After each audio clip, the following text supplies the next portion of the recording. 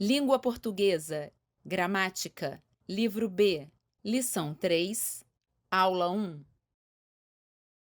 Olá, tudo bem, pessoal? Espero que estejam todos bem. Por aqui tudo bem. Eu estou bem também. Ótimo! Estão animados para a aula? Hoje a gente começa uma lição nova do livro. Tem muita coisa para aprender, então fiquem atentos. Vamos começar pela correção do dever de casa. Todos fizeram? Foi fácil? Foi difícil? Como foi? Um exercício foi mais fácil, o outro foi mais difícil. Vamos ver isso. Vamos começar pelo exercício 17. O exercício mostra 3 frases. A primeira é: a bola rolou.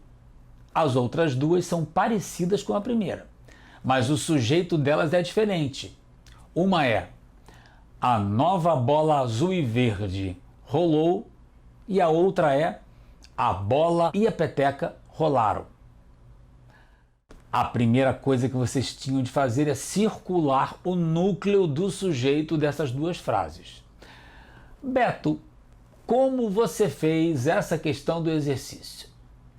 Vamos ver como o Beto fez? A bola rolou. A nova bola azul e verde rolou. A bola e a peteca rolaram. Na frase 1, o núcleo do sujeito é bola. A frase 2 tem 2 núcleos, bola e peteca. O núcleo do sujeito é a parte mais importante do sujeito. É o que a gente não pode tirar da frase. Vocês já sabem disso muito bem. O exercício quer saber mais uma coisa.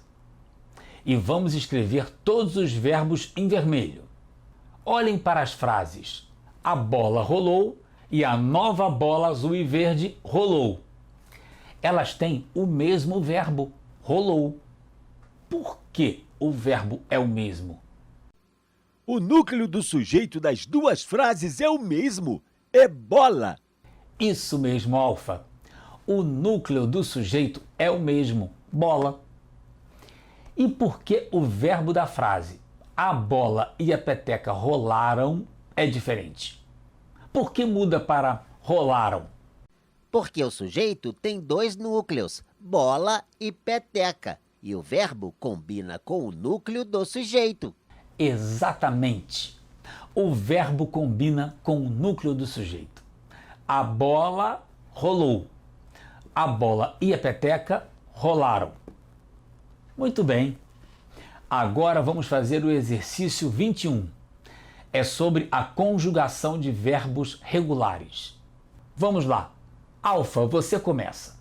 Vocês tinham que ler a conjugação dos verbos jogar e brincar para responder as questões. Questão A. Por que na forma joguei a letra G foi substituída por GU? Questão B. O que aconteceria se isso não tivesse acontecido? Se não tivesse U depois do G, ficaria jogei, como em jeito e gente. Certo? Você conseguiu escrever uma regra para os verbos que terminam em gar, Alfa. A questão é: Para esses verbos, quando aparece E depois do G, tem que colocar GU no lugar do G. isso mesmo. Conjugação no passado de verbos que terminam em gar tem que escrever GU ao invés de só G. Mas isso só vale para a primeira pessoa da conjugação, ou seja, para o pronome eu. Vamos ver se essa regra está mesmo correta? Vamos ver conjugação de outros verbos que terminam em gar. É a questão F. A regra funciona para todos os verbos no passado que terminam em gar. Na conjugação do pronome eu, tem que escrever GU no verbo ao invés de apenas G. Questões C e D, Beto. Por que na forma brinquei a letra C foi substituída por QU? O que aconteceria se essa troca não fosse feita? Sem QU ficaria brincei, como se fosse abracei. Você consegue escrever uma regra para os verbos terminados em car? Para esses verbos, quando aparece E depois do C, tem que colocar QU no lugar do C no verbo. A regra funciona para todos os verbos no passado que terminam em car. Na conjugação do pronome eu, tem que escrever QU no verbo ao invés de C. Vamos ver se essa regra está mesmo correta? Vamos ver conjugação de outros verbos que terminam em car. É o exercício H. Brincar, ficar, tocar, riscar, pescar. Eu brinquei, tu brincaste, ele brincou. Nós brincamos, vós brincastes, eles brincaram. Eu fiquei, tu ficaste, ele ficou. Nós ficamos, vós ficastes, eles ficaram. Eu toquei, tu tocaste, ele tocou. Nós tocamos, vós tocastes, eles tocaram. Eu risquei, tu riscaste, ele riscou. Nós riscamos, vós riscastes, eles riscaram. Eu pesquei, tu pescaste, ele pescou. Nós pescamos, vós pescastes, eles pescaram. A regra funciona para todos os verbos no tempo passado que terminam em car. Na conjugação do pronome eu, tem que escrever QU no verbo ao invés de C. Para encerrar o dever de casa, vamos fazer o exercício 22. As palavras em azul no texto são os verbos no infinitivo. Vocês tinham de conjugar esses verbos no passado. Mas atenção! Alguns dos verbos do exercício são irregulares, ou seja, eles não seguem o padrão dos verbos terminados em ar, er e ir. Vamos ver como fica a correção, parte por parte? Ontem eu brinquei com os meus amigos. A Lili trouxe a bola dela e deixou todo mundo brincar. Eu ensinei um jogo novo que eu aprendi na escola, o jogo Ordem. Eu sabia explicar direitinho as regras. Todos gostaram. Depois que todo mundo aprendeu, nós fizemos um campeonato. Eu fiquei em primeiro lugar. A Lili ficou em segundo. O Cadu e a Manu ficaram empatados em terceiro. Para desempatar, eles tiveram que jogar de novo. Depois do jogo, o João pediu a bola da Lili emprestada. Ele tentou colocar a bola na mochila, mas não coube. Então o João carregou na mão mesmo. No caminho, ele tropeçou e a bola rolou pela rua. Todo mundo correu atrás da bola, mas foi a Lili quem pegou. Nós achamos tudo muito divertido. Ontem foi um ótimo dia. Alguma dúvida sobre os verbos? Quem tiver dúvida, pode dar uma olhada na página 30 do livro. Ele mostra a conjugação de vários verbos irregulares no tempo passado. Leiam! Vai ajudar bastante.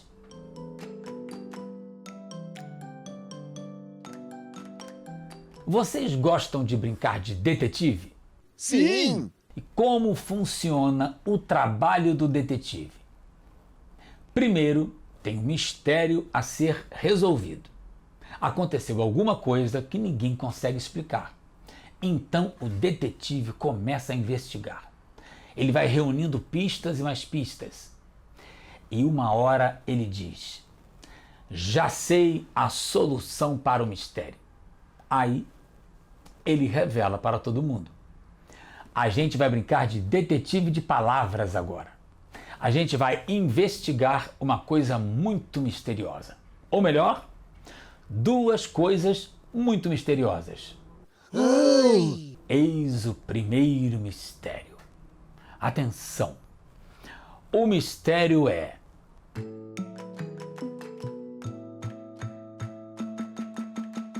jiló, cará, maracujá, ipê, jatobá, guaraná, café, cipó, sapé, abricó. Isso mesmo. Por que essas palavras têm acento? Mas são muitas palavras. O mistério é muito grande mesmo, Alfa. Mas essa turma só tem detetives inteligentes? Tenho certeza de que vocês vão conseguir desvendar o mistério. Como a gente faz para saber por que uma palavra tem acento? Vocês já sabem isso. A acentuação tem a ver com a sílaba forte da palavra. Se tem acento, ele está na sílaba forte.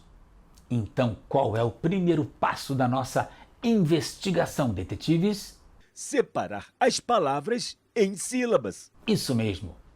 Primeiro a gente vai separar as palavras em sílabas. Depois a gente descobre qual é a sílaba tônica. Aí a gente olha bem para as palavras para descobrir o que elas têm em comum ou de diferente. Então tenta descobrir a regra de acentuação. Tenta descobrir por que as palavras têm acento. Vamos começar? Vamos separar as palavras em sílabas e marcar em negrito a sílaba forte. Giló, cará, maracujá, ipê, jatobá, guaraná, café, cipó, sapé, abricó. Então, detetives, o que as palavras têm em comum? Todas elas têm a última sílaba forte. Isso mesmo, todas as palavras têm a última sílaba forte. Vocês já sabem também o nome das palavras que têm a última sílaba forte. É oxítona. Palavras oxítonas têm a última sílaba forte. Será então que a gente já achou a regra? Será que toda palavra oxítona tem acento? Alguém se lembra de alguma que não tem? Não sei. Que tal a gente investigar em um texto do livro? O autor do nosso livro tomou muito cuidado. Ele escreveu todas as palavras corretamente. Então, vamos olhar lá como ele escreveu as oxítonas? Vamos ler um trecho do texto que abre a lição 3, na página 32. Ele ensina a gente a cuidar das plantas em casa. Que tal enfeitar a casa de maneira divertida? Plante. Bancar o jardineiro é muito fácil e até relaxante. Com um pouco de paciência e dedicação, você poderá fazer um belo canteiro. Nem é preciso ter uma chácara ou um grande quintal. Opa, vocês viram? Tem palavras oxítonas que não têm acento. Enfeitar, bancar, fazer, quintal. Então a gente ainda não descobriu qual é a regra de acentuação das palavras do quadro. Precisamos de mais pistas. Vamos ver o quadro de palavras novamente? Alguma pista, detetives? Vamos organizar as palavras de outro jeito? Vamos reunir as palavras que terminam em A, as palavras que terminam em E e as palavras que terminam em O.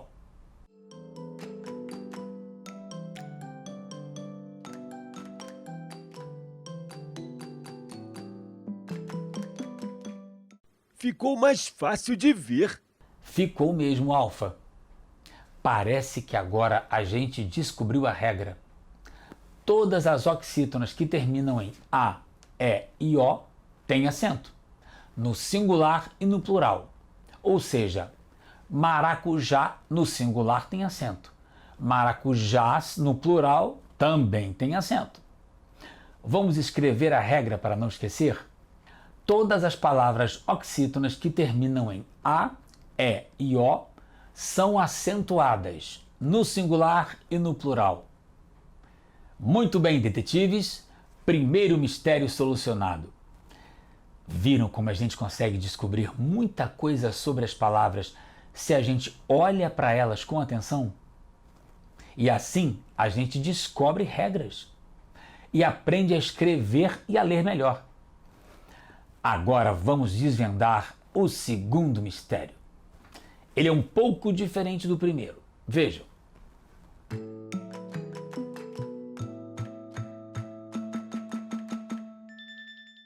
Além, alguém, sem, jovem, quem, também, armazéns, bens, nenéns, nuvens, parabéns e trens. Agora, algumas palavras têm acento, mas outras não têm. Por quê? Como a gente faz para investigar mesmo? Quem sabe? Primeiro, a gente divide a palavra em sílabas, depois descobre a sílaba forte. Isso mesmo. E a gente faz isso porque a acentuação tem a ver com sílaba forte. O acento sempre cai na sílaba forte. Mas tem sílabas fortes que não têm acento. Então a gente precisa descobrir qual é a regra de acentuação. Vamos dividir as palavras em sílabas e colocar as sílabas fortes em negrito: além, alguém, sem, jovem, quem, também, armazéns, bens, nenéns, nuvens, parabéns, trens. E agora, detetives, encontraram alguma pista? Difícil. Vocês viram que tem palavras bem diferentes no quadro? Tem palavras oxítonas, tem palavras paroxítonas, aquelas que têm a penúltima sílaba forte, e tem palavras de uma sílaba só, os monossílabos. Vocês lembram o que são os monossílabos, certo? Mono quer dizer um. Então, monossílabos são palavras com uma única sílaba. Vamos reunir essas palavras e ver se a gente descobre mais alguma coisa? Ficou mais claro agora? Bem melhor.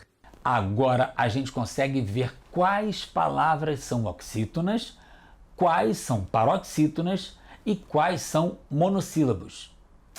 Vamos investigar primeiro as oxítonas. Todas as palavras têm acento. Além, alguém e também. E terminam em. São palavras no singular. Armazéns, nenéns e parabéns terminam em ens. São palavras no plural.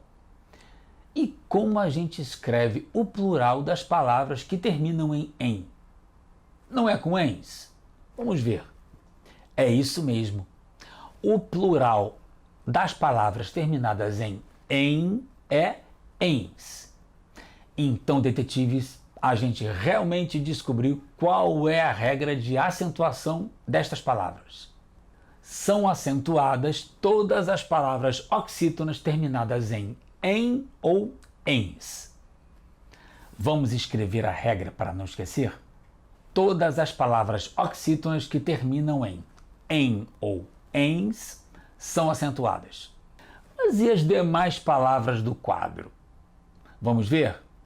As paroxítonas terminadas em e ens não têm acento. E os monossílabos do quadro são átonos. São aqueles que a gente fala sem força. Esses também não têm acento.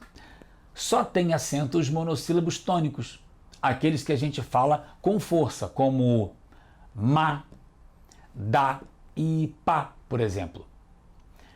Muito bem, detetives. 2 mistérios resolvidos hoje. Parabéns!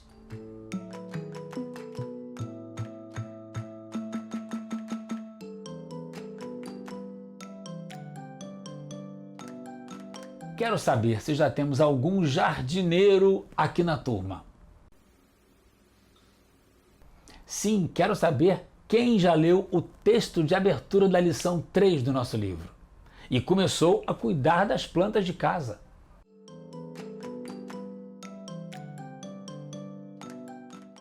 Eu li o texto, mas ainda não comecei a cuidar das plantas. Tudo bem, Alfa. Uma hora você começa a fazer isso. Cuidar das plantas é um bom hábito. Tem que plantar a semente na terra, depois regar sempre. Fazendo desse jeito, a planta cresce e dá frutos e flores. É como aprender a língua. Tem que aprender e depois estudar sempre. Os frutos virão aos poucos. Eu queria ver um trecho do texto do livro com vocês. O título do texto é De Bem com as Plantas. O trecho que a gente vai ler ensina a gente a plantar. Vamos ler? E prestem atenção nas palavras que estão escritas em azul. Como plantar? Muda. Coloque cacos de telha no fundo do vaso, acrescente pedrinhas e depois areia. Despeje a terra e ajeite a muda bem no centro do vaso, 2 dedos acima da borda. Complete com terra e regue até que a água saia pelo fundo. Que palavras estão escritas em azul? Vocês sabem disso muito bem.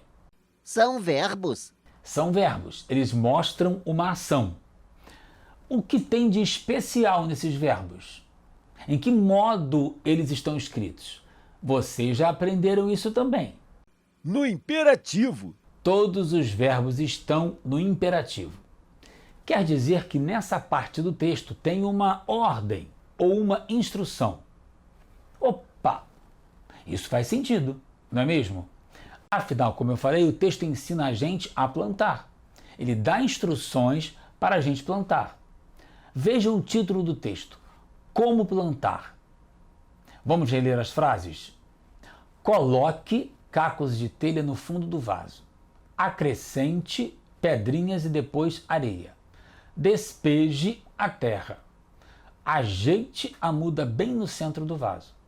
Complete com terra e regue até que a água saia pelo fundo. Viram? Em cada frase o verbo dá uma instrução. É para isso que o modo imperativo dos verbos serve. O imperativo tem um jeito diferente dos outros modos do verbo.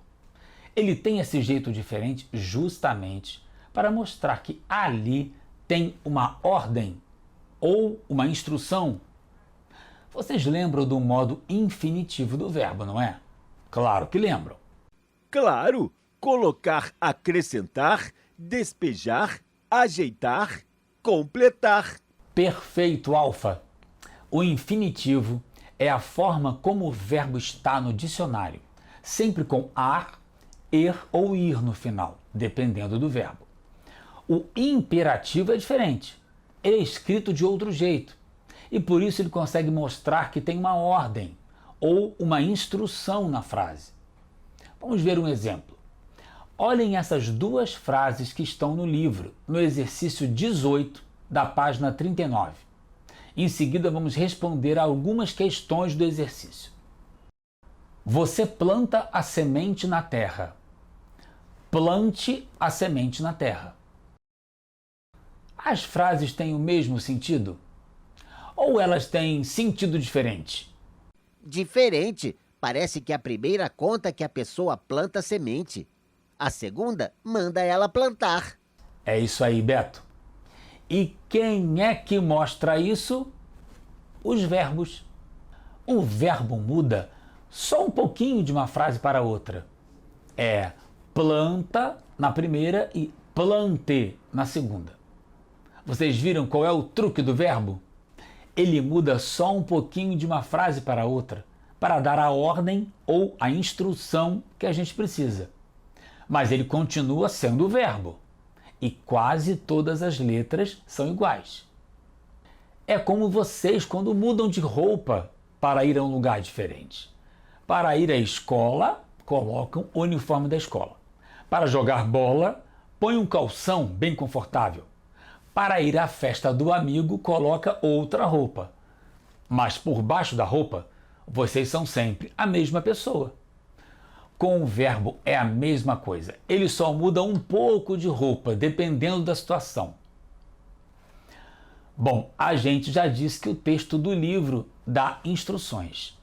Instruções para a gente plantar alguma planta. E por isso ele usa o verbo no modo imperativo. Então é um texto que dá instruções. Você sabe dizer outros tipos de texto que usam o imperativo? Textos com regras ou normas. Eles dizem o que pode e o que não pode fazer. Isso mesmo, Alfa. Os textos com regras. Pode fazer isso, não pode fazer aquilo. Chegue até às 8 horas. Não coma durante a aula. São textos que explicam as regras. Onde mais a gente usa o imperativo? Para fazer um pedido para alguém. Certo, para fazer um pedido. Empreste a borracha, por favor. Faça o próximo exercício, por favor. Não se esqueçam do por favor. Sejam educados ao pedir as coisas. Onde mais podemos usar o imperativo? Para fazer um convite. Para fazer convites. Convidar alguém para uma festa, por exemplo. Compareça à festa de aniversário do Alfa no domingo. Ou não falte à reunião de fim de ano da escola. Em todas essas situações, nada melhor do que usar o verbo no imperativo. É a roupa certa para o verbo. Vocês vão treinar mais o uso do imperativo no dever de casa. Resumo da aula. O que a gente aprendeu hoje? A gente começou a aula resolvendo 2 mistérios. Sim, os alunos detetives descobriram 2 regras de acentuação de palavras. Das oxítonas que terminam em A, E e O e das oxítonas que terminam em ou ens. Depois a gente relembrou como usar os verbos no modo imperativo. É aquele modo verbal feito para dar ordens ou instruções, também para avisar sobre as regras ou normas. É o verbo certo para escrever e falar quando a gente precisa fazer essas coisas. Dever de casa. Como dever de casa, vocês vão fazer o exercício 10 da página 36 e também o exercício 19 da página 40. Os exercícios tratam do que aprendemos na aula de hoje. Então já sabem, caprichem no dever de casa. Até a próxima aula!